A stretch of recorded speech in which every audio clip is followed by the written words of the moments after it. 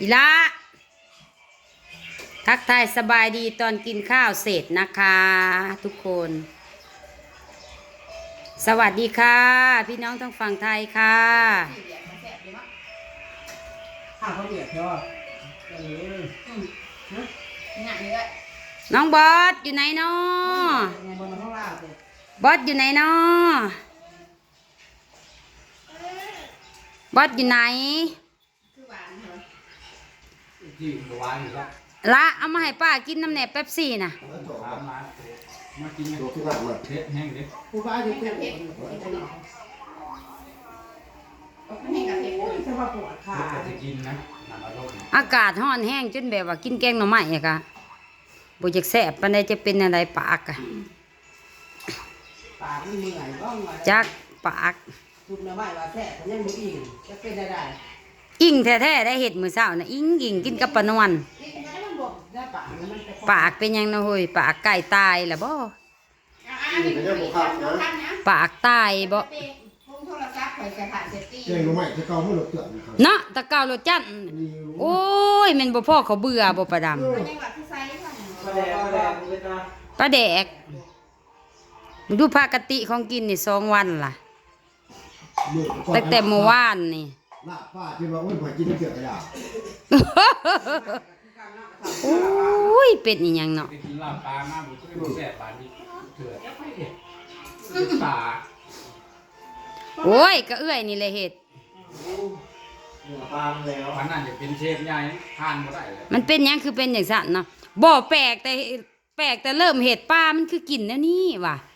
ปลาแล้ว ปลาบอก ปลาบดสดถูกต้อง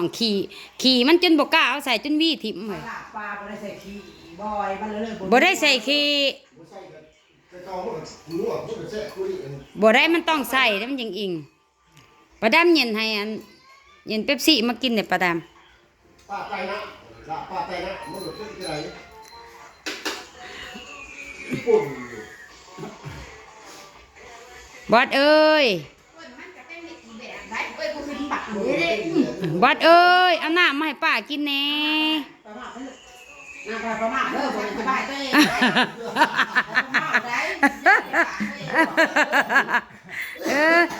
อง หนาแน่เหียเลยโอ้ย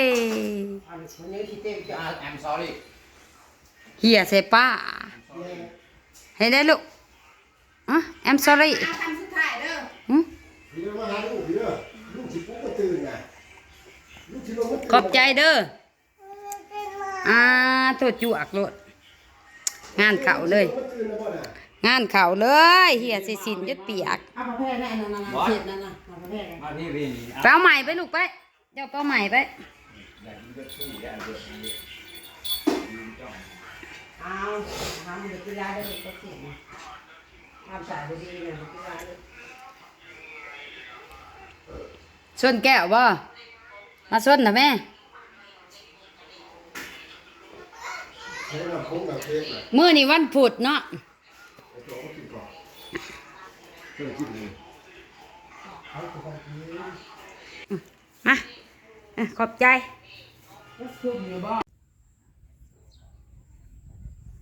สบายดียามแลงครึมฟ้าครึมฝนส่งคือแท้เด้บัดนี้ส่งคือสิตกแท้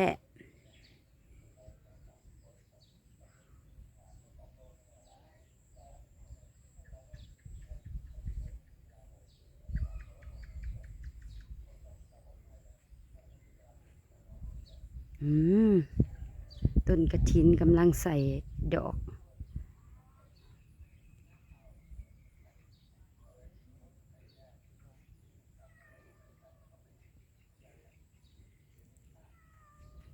อีหยังแงวออกมาล่ะไม่หยังบ่ได้เฮ็ดแนวใด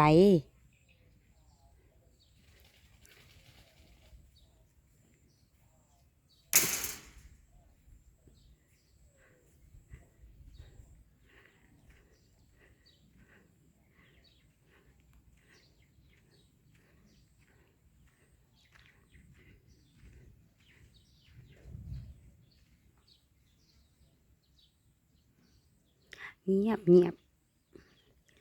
ยามหน้านี่เงียบเพอออกเมื่อให้เมื่อหน้ากันเบิดเหลือแต่ผู้เฝ้าบ้านเฝ้าเฮือน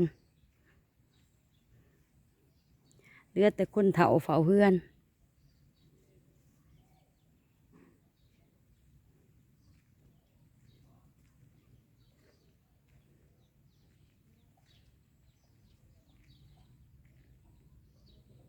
อืม หมากลำไยเหลือแต่กลางเหลือแต่กลางนี่ก็เด็กน้อยเด็กน้อยเขาจอกเขาสิเก็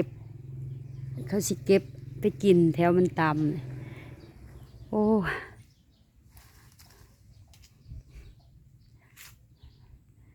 มันดกเนาะอ่อนซอนเป็นปุ่มเป็นโงนอยู่ผู้ละเดือนหนาพุ่นมันสิสุกเดือนนี้ยังบ่สุกดอกหากระใส่นวลแต่ว่าพันธุ์นี่ก็เป็นพันธุ์ที่ว่าหวานอยู่แต่ว่าในใหญ่นวลนี่จะบ่ค่อยลาย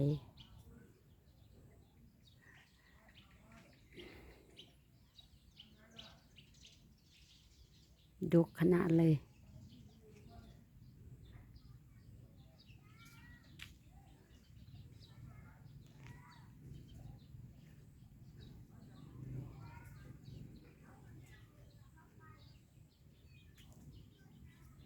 มื้อนี้บ่ได้ออกลูกกะซอยประดำสัก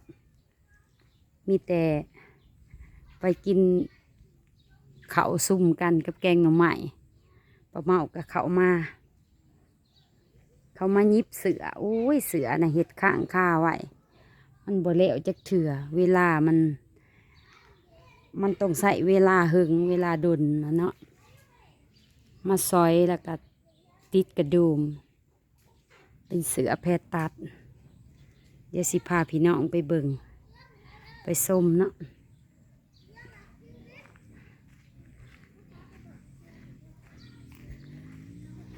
หับงานไว้แต่พุ่นแหละแต่ว่าเวลาบ่ค่อยมีแต่เฮาไปหันไปนี่มันก็เลย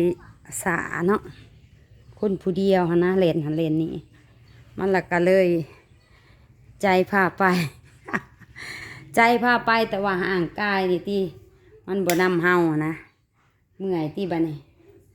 ลบหน้าลบหลังให้ป้าเมาสิพาเบิ่งก่อนเอาเข้าตู้ไว้แล้ว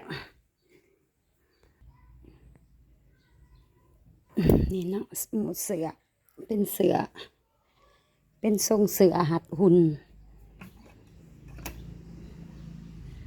เสือแพรตัดทรงแบบนี้กระดุมเป็นจุ่มเนาะกระดุมเป็นโมสับกาวคักแหน่เด้อเบิ่งแขวนมองได้เนาะตัดเสือกับบได้อันนั้นดอกเนาะเป็นตัดอยู่บ้านอยู่เฮือนแบบพอได้แก้ไขพอได้ใส่จ่ายในครอบในครัวบ่ได้หรูหราอิหยังบ่ได้มีห้านหนะพี่น้องเนาะบ่ได้ปกติสร้างตะยิบเขาก็สิเปิดห้านแต่ว่าป้าเมานี่บ่ได้มีห้านมีหยังดอกเฮ็ดกอกๆแกกๆไปยิบอยู่น้ำเฮือนน้ำซ่านพอได้แก้ไขบ้านนอกเฮาอันนี้ป้าเมาสิให้เบิ่งทางในก็ละเอียดอยู่สับกาวคักแด่เลยเป็นเสือของลูกค้าบ้านขะยองนี่ทางในก็สิเผื่อผ้าไว้สามารถขยับได้สีจอยหรือสีตุ้ยก็ขยับได้นะยับออกยับเข้าได้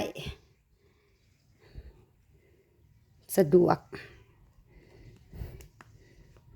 บ่ต้องคิดเลยว่าเสียนหนุ่งบ่ได้เนาะหนุ่งได้เพราะว่าเขาเผื่อแพร่ไว้แขนเขาก็เผื่อไว้หลายเป็นฝาย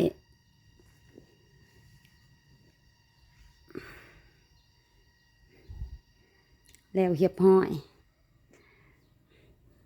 ยังตั้งแต่ยังกองอยู่ยังจักโตบุยังอยู่เสือขาว เสือแม่ขาวนี่ยัง3 โตชิตัดนี่ยังอยู่เห็ดงานซะคันเว้าพื้นว่าเห็ดตัดยิบมันต้องตั้งหน้าตั้งตาเห็ดแต่ตัดยิบน่ะตื่นมากินข้าวกินปลาแล้วก็คือเห็ดอย่างเดียวนะ